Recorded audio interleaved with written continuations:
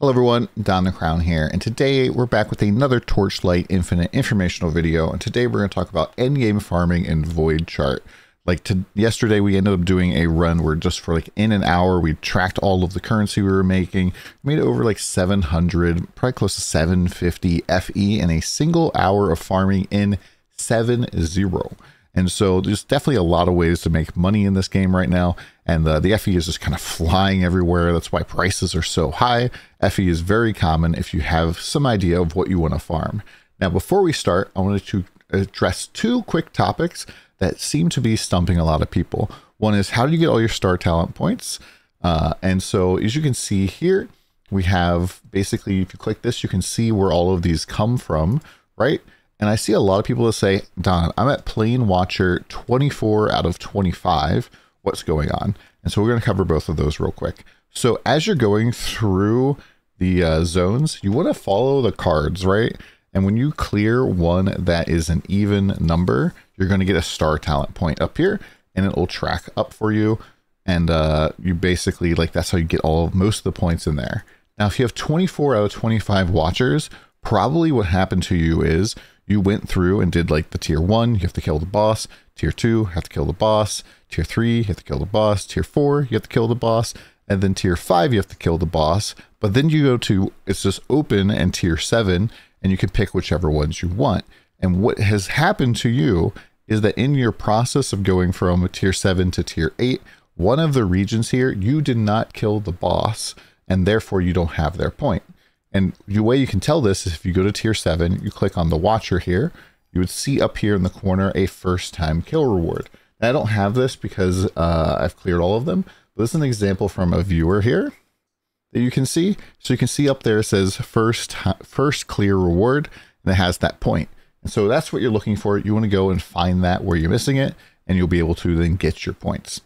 So how can you make money now with the game? Well, the game has changed massively, and realistically, there are a lot of different ways for you to go out and make tons of currency. Almost every single one of these seasonal style mechanics can make you a lot of money, and it's gonna be a lot of fun. And if you don't really like the season mechanics, you can focus on legendaries, you can focus on getting priceless gear drops. The world is kind of your oyster. However, if you're gonna be farming things for gear drops and stuff like that, do get higher tier content is pretty good, tier 8s and stuff. But I'm gonna show you my tier 7 speed setup that I was doing yesterday. So first off, pretty much most of it is going to come down to making sure that certain mechanics are 100% on our maps. Because what I want to do basically when I'm running is I just want to click on whichever card I think is good, click next, and click open portal. And then I won't even have any compasses in here. I won't add any quantity. I'm just going. And the idea is basically that town is lava, and you want to go and try to clear as fast as possible.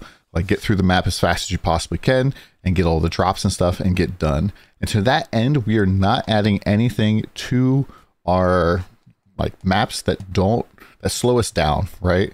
So things like the cube is really great. You can make a lot of currency from doing the cube. But if you have to covet at the end of the cube, that's time where you're not clearing a map. Likewise, God of Machines is really good, but it'll slow you down. You're not clearing the map. And really this whole goal is we're just trying to get through the map as fast as possible. To that end, we're adding some Mistville guys here.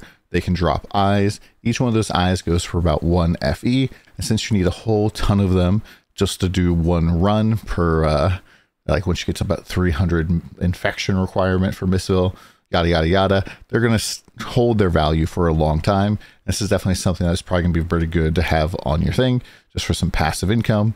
Likewise, the City of Atera is always going to be good money, and people are going to need the flames for them. So just going this alone is pretty good. Although if you decide you want to go out to this side as well, getting the upgraded candle flames is pretty good too. So yeah, we're focusing these 3 particular mechanics. And then here is kind of where a lot of stuff is going down. So basically with this section here, you're going to get a lot of beacons back when you're playing the game. And these beacons are pretty much the maps that you end up running. And a lot of these are going to end up being tier 8. And some of these tier 8 beacons are selling for 5, 6 FE. And so you're not having to use them because you're spamming tier 7 zeros or whatever. And you can do this at 7.2, of course. And so this ends up being a whole bunch of money for you here.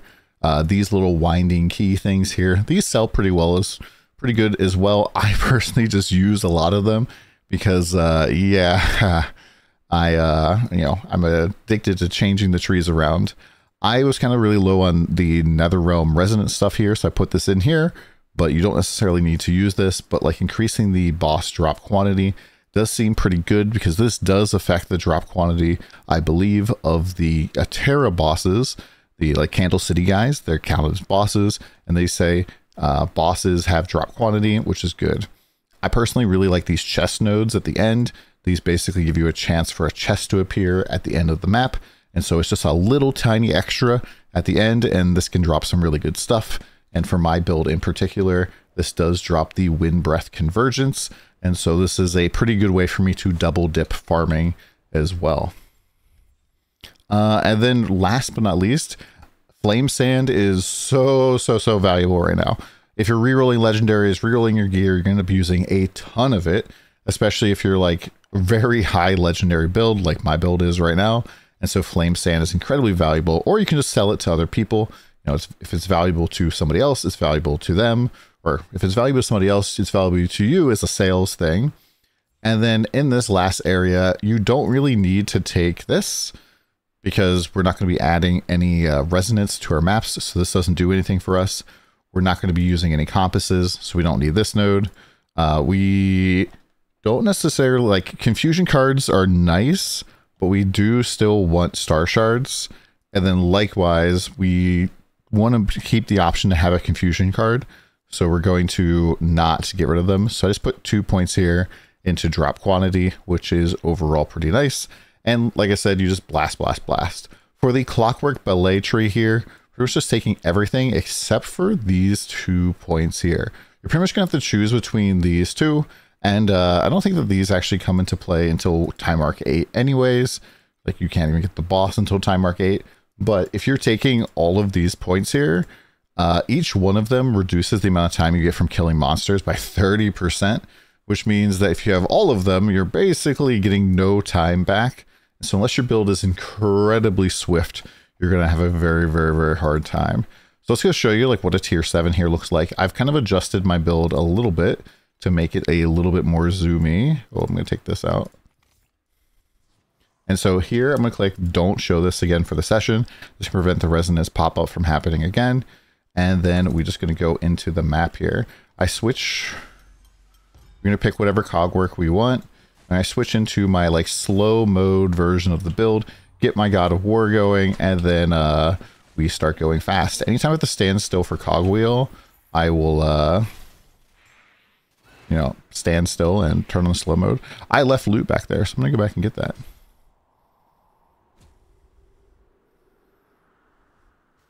So as you can see, the build is pretty fast right now. Pretty much made some changes to make it so that we don't ever have to reload anymore as long as you stay moving, which is pretty nice. The build actually might be a little too fast at this point. It does almost give me a little bit of motion sickness. And so this is without having any sort of Eternity amulet on or anything. And that's a whole map. So we're pretty much good to go there. And then the idea here would just be immediately go and click a next one. And you're going to see a lot of money. And like the big sellers for me, the things that we have a lot of currency coming from is, of course, these time arc 8 beacons. A lot of these are very high in demand right now because people want to farm tier 8s. Specifically, Thunder Waste is pretty popular as well. And a lot of these have boss drops specifically. I think getting things like even the beginning, if you end up killing the boss, this is 8, 9 FE. But if you don't want to particularly use those, you can go and sell these. So it's like 2 FE or so per star shard. So it's like every single map you clear, you're getting 2 FE back, which is pretty nice. And other things here. So for example, the resonance eyes that you get, these are solidly like 1 FE. I have a whole ton of these flames, as you can see. And these are like 1 to 2 FE almost all the time. And then if you get lucky and get one of these are about 4 FE. And so there's like some ways that you can adjust stuff. Now there's way more than that in terms of farming. There's a couple of other strategies that I have right now, like going and getting full Dark Surge. I'd recommend getting this last node and just focusing on getting lots of legendary drops with this type of thing. This is definitely a setup that you can do if you're looking to try to get like things like the ultimate legendary setups. There's stuff that you can do with that. Oh, I'd put this last point here. I got a new point last night from doing a boss. And then you know, sand and all that stuff. Oh, the last point I didn't mention is, you see Great Void here? What this means, you get those from killing the lower tier version of the bosses in the Great Void. And so you need to go through and kill each one of these bosses. And I believe the only boss I haven't killed yet is the Dark Tide Surge, or the Dark Surge guy. And so you need one of each of these 3 keys in order to crack that open. I think the last strategy that I kind of have right now is still candles, but a whole lot of cube here. But most specifically, this cube, we don't have to do any sort of gambling at the end for the most part. This is mostly focusing on getting these desire cores to drop. This is like all about focusing on getting a lot of elites, getting them to drop legendary slates for us, and getting them to just drop additional things that have value. I don't want to sit there and covet at the end. I think that if you want to covet, you can go and take this section over here. I forget which section blocks coveting. Yeah, so if you have this last node, you get 99% less desire crystals. So you don't want to do this if you want to covet. You want to go over here, but I don't have the League pet for this, so I don't want to do that. Likewise, like if you have the Night Bear pet and you want to do that, that's pretty good. I think Goddess of Hunting also could potentially be kind of interesting. I do want to test this out because this one over here makes it so that you skip selecting. And personally, I think the Goddess of Hunt feels really, really bad when you have to stop and select. And so this actually might feel kind of good. Might be some sort of cheese kind of farm going on in here that could be kind of neat. But let me know what you guys think in the comments down below. We'll do some more videos talking about specific strats. But I just kind of want to give you guys an example of what is possible. Hope you guys had a good one and come by the stream.